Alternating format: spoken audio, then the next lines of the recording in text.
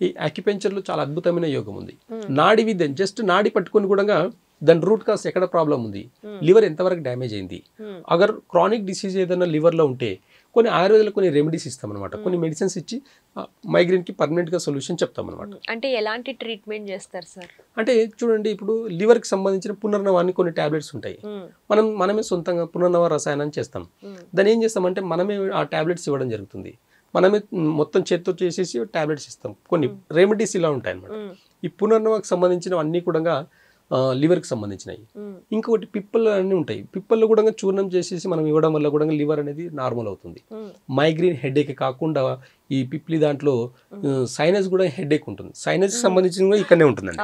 ఈ సైనస్ మన చాలా మందికి అర్థం కాదు ఏంటంటే ఇది మైగ్రేన్ హెడేకా లేకపోతే సైనస్ వల్ల వచ్చిన హెడేక్ అని అర్థం కాదు. మనం నాడి చూసి ఇది ఏదైనా పసిగట్టి దానికి తగినట్టుగా కొన్ని ఆయుర్వేద మెడిసిన్స్ ఇవ్వడం వల్ల పర్మనెంట్గా తగ్గుతుంది అనమాట.